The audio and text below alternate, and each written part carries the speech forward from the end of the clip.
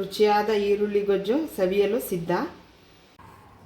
Hello friends, ಈಗ ನಾನು ಈರುಳ್ಳಿ ಗೊಜ್ಜನ್ನು ಮಾಡೋದು ಹೇಗೆ ಅಂತ ತೋರಿಸ್ತಾ ಇದ್ದೀನಿ. ಇದು ಅನ್ನಕ್ಕೆ, ಮುದ್ದೆಗೆ ತುಂಬ ಒಳ್ಳೆ ಕಾಂಬಿನೇಷನು. ಸಾರು ಹುಳಿ ತಿಂದು ಬೇಜಾರಾಗಿದೆ ಅಂದರೆ ಒಂದ್ಸರಿ ಈ ಥರ ಈರುಳ್ಳಿ ಗೊಜ್ಜು ಮಾಡಿ ನೋಡಿ, ತುಂಬಾ ರುಚಿಯಾಗಿರುತ್ತೆ. ಅದಕ್ಕೆ ಏನೇನು ಪದಾರ್ಥಗಳು ಎಲ್ಲ ಹುರ್ಕೋಬೇಕು. ಡ್ರೈ ರೋಸ್ಟು ಹೇಗೆ ಅಂತ ತೋರಿಸ್ತೀನಿ. ಒಂದು ಮಿಕ್ಸಿ ಜಾರ್ನ ತಗೊಂಡಿದ್ದೀನಿ, ಇಲ್ಲಿ ಪಕ್ಕದಲ್ಲಿ ಇಟ್ಕೊಳ್ತೀನಿ. ಇವಾಗ ಎಲ್ಲ ಹುರಿದ್ಬಿಟ್ಟು ಮಿಕ್ಸಿ ಜಾರ್ಗೆ ಹಾಕ್ತೀನಿ. ಫಸ್ಟು ಒಂದು 2 ಸ್ಪೂನಷ್ಟು ಕಡಲೆಬೇಳೆ, ಎಲ್ಲ ಡ್ರೈ ರೋಸ್ಟೇ ಮಾಡ್ಕೊಳ್ಳೋದು.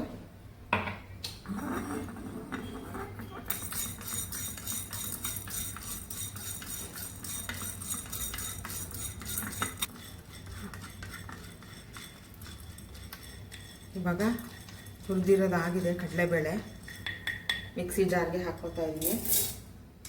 ನೆಕ್ಸ್ಟು ಉದ್ದಿನಬೇಳೆ, ಅದನ್ನು ಅಷ್ಟೇ 2 ಸ್ಪೂನ್ ಹಾಕ್ಕೊಂಡ್ರೆ ಸಾಕು.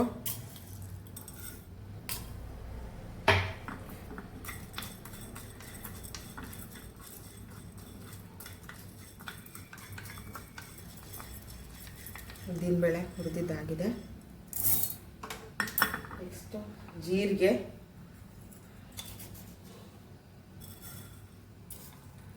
ಅದನ್ನು ಒಂದು 2 ಸ್ಪೂನಷ್ಟು.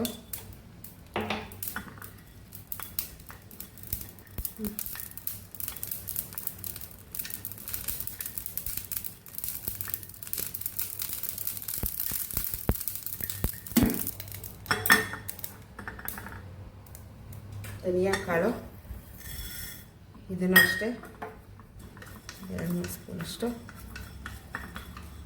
ಎಲ್ಲನೂ ಡ್ರೈ ರೋಸ್ಟ್ ಮಾಡ್ಕೊಳ್ಳೋದು.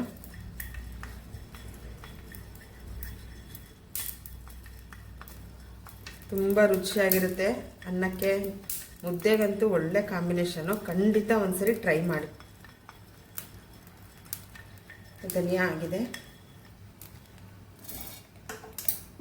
ಈಗ ಮೆಣಸಿನ್ಕಾಯಿ, ಇದು 4-5 ಗುಂಟೂರು, ಒಂದು 4 ಬ್ಯಾಡಗಿ ಮೆಣಸಿನ್ಕಾಯಿ, ಎರಡನ್ನು ಮಿಕ್ಸ್ ಮಾಡಿ ಹಾಕಿದ್ದೀನಿ.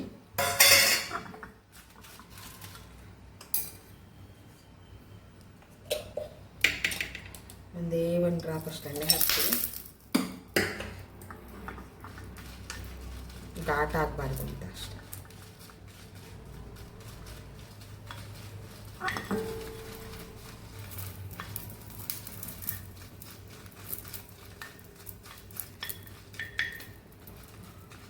ಆಗಿದೆ ಮೆಣಸಿನ್ಕಾಯಿ.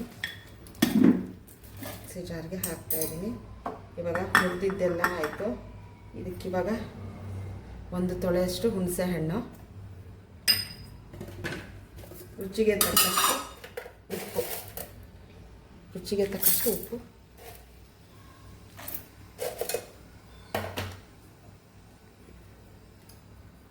ಒಂದು 4 ಸ್ಪೂನಷ್ಟು ತೆಂಗಿನಕಾಯಿ ತುರಿ,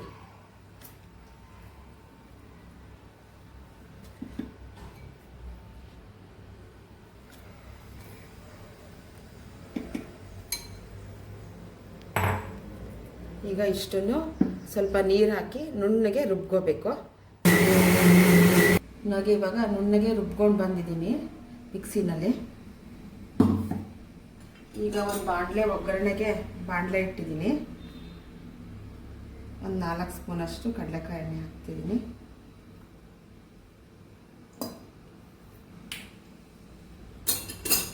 ಎಣ್ಣೆ ಕಾದ್ಮೇಲೆ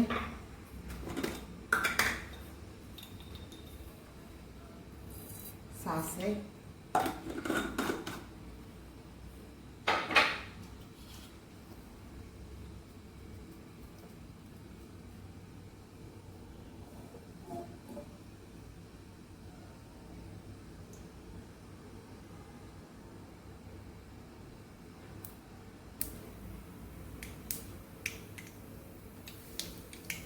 ಸಾಸಿವೆ ಇವಾಗ ಸಿಡಿತಾ ಇದೆ. ಈಗ ಸಣ್ಣಗೆ ಈರುಳ್ಳಿನ ಹೆಚ್ಚಿಟ್ಕೊಂಡಿದ್ದೀನಿ. ಸಣ್ಣಗೆ ಹೆಚ್ಚಿರೋ ಈರುಳ್ಳಿನ ಬಾಣಲೆಗೆ ಹಾಕ್ತಾ ಇದ್ದೀನಿ.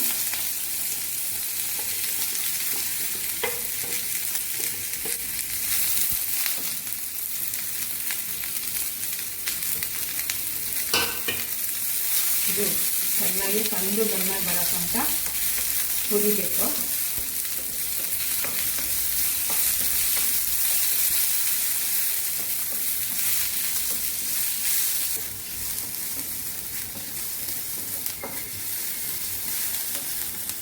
ಈರುಳ್ಳಿ ಚೆನ್ನಾಗಿ ಫ್ರೈ ಆಗಿದೆ, ಕರಿ ಬಣ್ಣಕ್ಕೆ ಬಂದಿದೆ. ಈಗ ರುಬ್ಬಿಟ್ಕೊಂಡಿರೋ ಮಸಾಲೆನ ಇದರೊಳಗಡೆ ಹಾಕ್ತೀನಿ.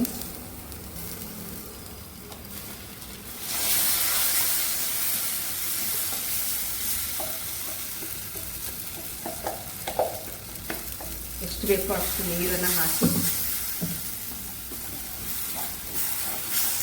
ಸ್ವಲ್ಪ ಕುದಿಸ್ಕೋಬೇಕು.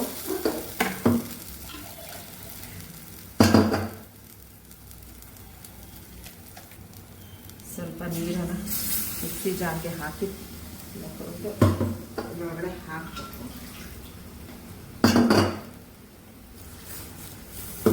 ಎಷ್ಟು ನೀರು ಬೇಕೋ ಅಷ್ಟು ಮಾಡ್ಕೊಬೋದು. ಅನ್ನಕ್ಕೆ ಅಂದರೆ ಸ್ವಲ್ಪ ಗಟ್ಟಿಗಿರಲಿ, ಮುದ್ದೆಗೆ ಬೇಕು ಅಂದರೆ ಸ್ವಲ್ಪ ನೀರು ಮಾಡ್ಕೊಂಡ್ರೆ ಆಯಿತು.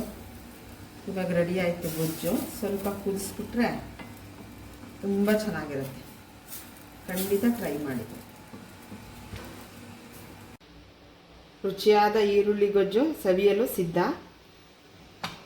ಖಂಡಿತ ಟ್ರೈ ಮಾಡಿ. ಇಷ್ಟ ಆದರೆ ಲೈಕ್ ಮಾಡಿ, ಶೇರ್ ಮಾಡಿ, ನನ್ನ ಚಾನಲ್ನ ಸಬ್ಸ್ಕ್ರೈಬ್ ಮಾಡಿ, ಸಪೋರ್ಟ್ ಮಾಡಿ.